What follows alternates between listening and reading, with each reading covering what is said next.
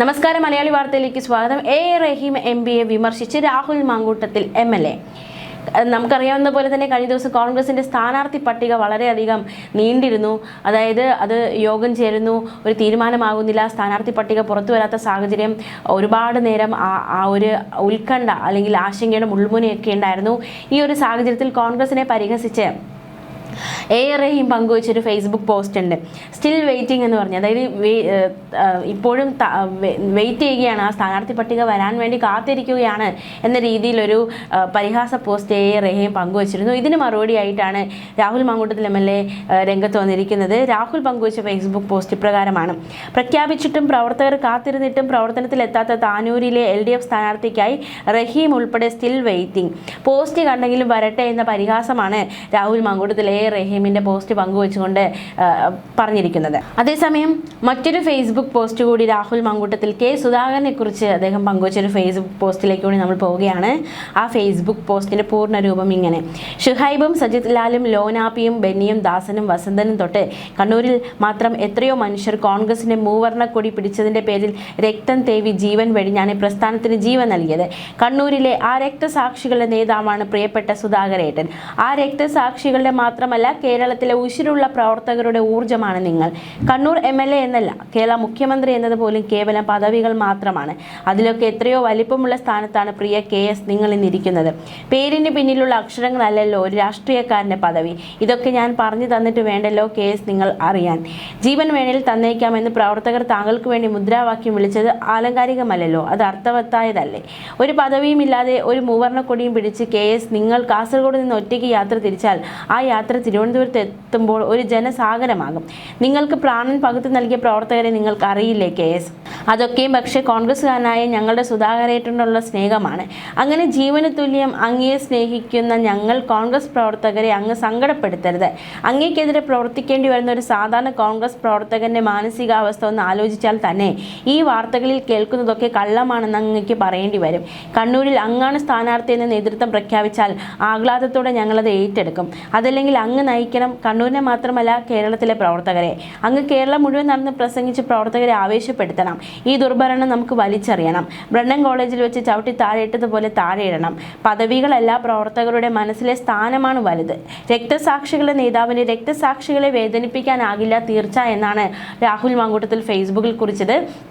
പിന്നാലെ ആശങ്കകൾക്കൊക്കെ വിരാമമിട്ട് വൈകുന്നേരത്തോടെ താൻ പാർട്ടിക്കാരനാണ്, താൻ പാർട്ടി വിടില്ല എന്ന് സുധാകരൻ പ്രതികരിക്കുകയുണ്ടായി. അതിനും രാഹുൽ മാങ്കൂട്ടത്തിൽ പാർട്ടിക്കാരൻ, അദ്ദേഹം പാർട്ടിക്കാരനായി തന്നെ തുടരുമെന്ന സന്തോഷം പങ്കുവച്ചിട്ട് മറ്റൊരു ഫേസ്ബുക്ക് പോസ്റ്റും പങ്കുവച്ചിട്ടുണ്ടായിരുന്നു. എന്തായാലും സുധാകരൻ പാർട്ടി വിടില്ല, അദ്ദേഹത്തെ മത്സരിക്കാൻ അനുവദിച്ചില്ലെങ്കിൽ അദ്ദേഹം സ്വതന്ത്രനായി മത്സരിക്കുമ്പോൾ പാർട്ടി വിടും എന്നതടക്കമുള്ള ഊഹാപോഹങ്ങളൊക്കെ ഉണ്ടായിരുന്നു. ആ അഭ്യൂഹങ്ങൾക്കെല്ലാം വിരാമമിട്ടുകൊണ്ടാണ് താൻ പാർട്ടിക്കാരനാണ്, താൻ പാർട്ടിയിൽ തന്നെ തുടരും, തനിക്ക് സീറ്റ് കിട്ടിയില്ലെങ്കിലും കുഴപ്പമില്ല, നേതൃത്വത്തിന്റെ MPമാർ മത്സരിക്കേണ്ട എന്ന നേതൃത്വത്തിന്റെ തീരുമാനത്തോട് വഴങ്ങുകയായിരുന്നു സുധാകരൻ. അതേസമയം സുധാകരൻ കണ്ണൂരിൽ റിബലായി മത്സരിച്ചാൽ പോലും അദ്ദേഹം വലിയ രീതിയിൽ വിജയം നേടാൻ സാധ്യതയുള്ള അല്ലെങ്കിൽ വിജയം നേടാനുള്ള കെൽപ്പുള്ള നേതാവാണ് എന്ന് പ്രതികരിച്ചിരിക്കുകയാണ് രാഷ്ട്രീയ നിരീക്ഷകൻ രാജേന്ദ്രൻ പന്തളം. അദ്ദേഹത്തിന്റെ പ്രതികരണത്തിലേക്ക്: ഇതിനൊക്കെ പിന്നിൽ നമ്മൾ അറിയാത്ത പല കാര്യങ്ങളും നടന്നിട്ടുണ്ട് ആൻസി. അതാണ് വസ്തുത. ആ പുറത്തു വരാത്ത പല കാര്യങ്ങളും ഇതിന്റെ പിന്നിലുണ്ട്. സുധാകരൻ അങ്ങനെ പെട്ടെന്നൊരു ദിവസം ബോധോദയം ഉണ്ടായിട്ട് ഇല്ല ഞാൻ മത്സരിക്കുന്നില്ലെന്ന് പറയുമെന്ന് തോന്നുന്നുണ്ടോ? അത്രമാത്രം ശക്തമായിട്ടുള്ള സമ്മർദ്ദങ്ങളും അതുപോലെ തന്നെ അണികളും ഒക്കെ കൂടി അവിടെ വലിയ ബഹളങ്ങളുണ്ടാക്കി കോൺഗ്രസിന്റെ പരാജയം തന്നെ അവിടെ ഉറപ്പാക്കുന്ന തരത്തിലുള്ള പ്രക്ഷോഭങ്ങളാണ് നടന്നത് മണ്ഡലത്തിൽ. ഒരു പക്ഷേ ഇതിന് തുല്യമായിട്ട് നമുക്കൊന്ന് കാണാൻ കഴിയുന്നത്, പണ്ട് അച്യുതാനന്ദനെ സ്ഥാനാർത്ഥിയാക്കുകയില്ല എന്ന് പറഞ്ഞപ്പോൾ അവിടെ അദ്ദേഹത്തിന്റെ സ്ഥാനാർത്ഥിത്വത്തിനു വേണ്ടി ആലപ്പുഴ ജില്ലയിലുടനീളം അലയടച്ച ആ പ്രക്ഷോഭത്തെയാണ് ഓർമ്മ വരിക. അറബിക്കടൽ എന്ന പോലെയാണ് ജനങ്ങൾ പെരുകി ഒഴുകി ഒരു പെരുമഴയായി ചേർന്ന് നേതൃത്വത്തിനും പോളിറ്റ് ബ്യൂറോയ്ക്കും അവരുടെ തീരുമാനം തിരുത്തേണ്ട നാണക്കേട് വന്നു എന്നതുപോലെയുള്ള പ്രക്ഷോഭങ്ങളാണ് കണ്ണൂരിൽ നമ്മൾ കണ്ടത്. കോൺഗ്രസിന്റെ ഒരു ഹെവി വെയിറ്റ് ആയിട്ടുള്ള സുധാകരൻ അങ്ങനെ ഇല്ലാതാക്കുക എന്ന് പറയുന്നത് VD സതീശന് കഴിയുന്ന കാര്യമായിരുന്നില്ല. ഇപ്പൊ 2 ദിവസം ചർച്ച നടന്നു രാഹുൽ ഗാന്ധിയുമായിട്ട്. രാഹുൽ ഗാന്ധി 10 മണിയായപ്പോൾ എനിക്ക് ഉറക്കം വരുന്നു എന്ന് പറഞ്ഞു പോയി. പിന്നെ മല്ലികാർജുൻ ഖാർഗെയുമായിട്ട് നേരം മടുക്കം വരെ കുത്തിയിരുന്ന അദ്ദേഹത്തിന്റെ വീട്ടിൽ ചർച്ച നടത്തി, ആ സൊല്യൂഷൻ ഉണ്ടായില്ല. KC വേണുഗോപാൽ വന്ന് സമ്മർദ്ദം നടത്തി, ഒരു സൊല്യൂഷനും ഉണ്ടായില്ല. അങ്ങനെ വമ്പിച്ച തോതിലുള്ള സമ്മർദ്ദങ്ങളൊക്കെ ഉണ്ടായി. അതിന്റെ അവസാനമാണ് പെട്ടെന്ന് സുപ്രഭാതത്തിൽ ഞാൻ പാർട്ടിക്ക് വിധേയനാണ്, പാർട്ടിക്ക് പറയുന്നത് കേൾക്കും എന്ന് പറയുമ്പോൾ വേറൊരു വ്യക്തിത്വമായിട്ട് ഈ മനുഷ്യൻ പരിണമിച്ചു എന്ന് നമുക്ക് തോന്നും. വ്യക്തമായിട്ട് സുധാകരൻ റിബലായിട്ട് അവിടെ മത്സരിച്ചിരുന്നെങ്കിൽ സുധാകരന് ജയിക്കാനുള്ള സ്കോപ്പുണ്ട്. സുധാകരൻ ഒരുത്തന്റെ വീരത്വം കൊണ്ടും അദ്ദേഹം നടത്തിയ ത്യാഗോജ്വലമായിട്ടുള്ള ജീവിതം കൊണ്ടും CS-ന്റെ കാര്യത്തിൽ പറഞ്ഞതുപോലെ തന്നെ വേറെ രണ്ട് പാർട്ടികളും രണ്ട് ലൈനാണെങ്കിലും ശരി, അതുകൊണ്ട് തന്നെയാണ് അദ്ദേഹത്തിന് കോൺഗ്രസിനൊരു സീറ്റ് കണ്ണൂരിൽ കൊടുക്കാൻ കഴിഞ്ഞത്. സംശയമറ്റ കാര്യമാണ്. സുധാകരൻ ജയിക്കുമെന്നുള്ളത് വളരെ സംശയമായിരുന്നു പാർലമെന്ററി സീറ്റില്. കാരണം കണ്ണൂർ എന്ന് പറയുന്നത് CPM-ന്റെ ചെങ്കോട്ടയാണ്, പൊന്നാപുരം കോട്ടയാണ്. അവരുടെ പാർട്ടി ഗ്രാമങ്ങളുള്ള അപ്രതിരോധ്യമായ അജയ്യമായ ആർക്കും അങ്ങോട്ട് കയറാൻ പോലും കഴിയാത്ത, മറ്റൊരു പാർട്ടിക്കാരൻ ചെന്നാൽ കഴുത്തിലുണ്ടാവാത്ത സ്ഥിതിയുള്ള ഗ്രാമങ്ങളാണ്. എല്ലാവരും ഭയക്കുന്ന, തീവ്രവാദികളെ പോലെ ഭയക്കുന്ന പാർട്ടിയുള്ള ഒരു മണ്ഡലം. കേരളം ഭരിക്കുന്നത് മുഴുവൻ അവിടെ നിന്നുള്ള നേതാക്കന്മാരാണ്. പാർട്ടി ഭരിക്കുന്നതും അവര്, ഗവൺമെന്റ് ഭരിക്കുന്നതും അവര്, കേരളം മുഴുവൻ ഭരിക്കുന്നതും അവര്, തീരുമാനമെടുക്കുന്നതും അവർ തന്നെയാണ്. അങ്ങനെ ഒരു പ്രദേശമാണ് കണ്ണൂരിന്, അതാണ് സ്ഥാനമുള്ളത്. അങ്ങനെ ഒരു മണ്ഡലത്തിൽ അവരെ തോൽപ്പിച്ചുകൊണ്ട് ജയിപ്പിക്കാൻ കഴിയുക എന്ന് പറയുന്നത് ഒരുതരം അമരത്വമാണ് ആ വ്യക്തിക്ക് എന്നുള്ളത്. അത്തരം ഒരാളാണ് സുധാകരൻ എന്ന് പറയുന്ന അരിക്കൊമ്പൻ എന്നൊക്കെ നമുക്ക് വിളിക്കാവുന്ന, അല്ലെങ്കിൽ പടയപ്പ എന്ന് വിളിക്കാവുന്ന നേതാവ്. ചങ്കൂറ്റമുള്ള, ധൈര്യമുള്ള, പിണറായിയോടും അവിടുത്തെ രക്തദാഹികളോടും ഇടപിടിക്കാൻ കഴിവുള്ള ഒരു രക്തസാക്ഷി. ബോംബുകൾക്ക് മുമ്പിലും വടിവാളുകൾക്ക് മുമ്പിലും ആ പാറക്കഷ്ണങ്ങൾക്ക് മുമ്പിലും ഷെല്ലുകൾക്ക് മുമ്പിലും ഒന്നും തോൽക്കാതെ കോൺഗ്രസിന്റെ മാനവും മുഖവും രക്ഷിച്ച ഒരു വ്യക്തി. അങ്ങനെ ഒരാളാണ് അവിടെ വിലയിരുത്തപ്പെടുന്നത്. ഇത് മറ്റാരാണ് അതുപോലെയാവാൻ ചെയ്തിട്ടുള്ള ആൾക്കാർ കോൺഗ്രസിൽ ഇപ്പോൾ ഉള്ള ഒരൊറ്റയാളുമില്ലെന്നുള്ളതാണ് സത്യം. അപ്പൊ അദ്ദേഹത്തിനൊരു വിലയുണ്ട്. മറ്റുള്ളവരെ പോലെ കഴുതേണ്ട ഒരാളല്ല. ഇപ്പൊ കോൺഗ്രസ് ചെയ്തിരിക്കുന്ന എന്തെന്ന് വെച്ചാല് പ്രോക്രാസ്റ്റസിന്റെ കട്ടില. അവര് വയനാട്ടിൽ പോയിട്ട് കോൺക്ലേവ് നടത്തി, അതിനുശേഷം എല്ലാവർക്കും ഇതേ മാനദണ്ഡം എന്ന് പറഞ്ഞ്, ഇപ്പൊ സുധാകരൻ 6 അടി പൊക്കം ഉണ്ടെങ്കിൽ 6 അടി പാടില്ല, മറ്റുള്ളവർക്കൊക്കെ 5 അടി ഉള്ളൂ, അതുകൊണ്ട് അദ്ദേഹത്തിന്റെ ഒരടി ഒന്ന് കട്ട് ചെയ്ത് കളയാം, ഇങ്ങനെ കട്ടിലിൽ കിടത്താൻ പറ്റുമെന്ന്. അതാണ് പ്രോക്രാസ്റ്റസിന്റെ കട്ടിൽ എന്ന് പറയുന്ന ഒരു ഇഡിയത്തിന്റെ അർത്ഥം. മനസ്സിലായില്ലേ? അതുപോലെ സുധാകരന്റെ കാല് മുറിക്കുക, അപ്പൊ പിന്നെ മറ്റുള്ളവർക്കുള്ള ഉയരത്തിന് തുല്യമാക്കും. നിയമം എല്ലാവർക്കും ഒരുപോലെ ബാധകമാക്കാൻ പറ്റുകയില്ല എന്നുള്ള വസ്തുതയാണ് മനസ്സിലാക്കേണ്ടത്. അതിനിങ്ങനെ, അല്ലെങ്കിൽ തലവെട്ടേണ്ടി വരും. തലവെട്ടി എല്ലാവരുടെ ഉയരം ഒരുപോലെ ആക്കുന്നത് പോലെ. എക്സെപ്ഷൻസ് ഉണ്ട്. ഇതിനേക്കാൾ കേഡർ പാർട്ടിയായിട്ടുള്ള CPM പിണറായി വിജയൻ ഒരു അവസരം കൂടി നൽകിയത് അങ്ങനെയാണ്. 75 വയസ്സ് കഴിഞ്ഞവർ മത്സരിക്കാൻ പാടില്ലെന്നുള്ള ആ റൂൾ അവിടെ. അതും മറികടന്നുകൊണ്ട് പിണറായി വിജയന് സീറ്റ് കൊടുക്കാമെങ്കിൽ പിന്നെ K സുധാകരന് കേഡർ പോലും ആയിട്ടില്ലാത്ത കോൺഗ്രസിന് എന്താ കുഴപ്പം? ഇവിടെ ചിലരുടെ പ്രിയവാസികളാ, അയാളാവാൻ പാടില്ല. ഇത് വേറൊരു കാര്യം കൂടെ പറഞ്ഞു തരാം. അദ്ദേഹം വന്നാൽ മുഖ്യമന്ത്രിയാകും.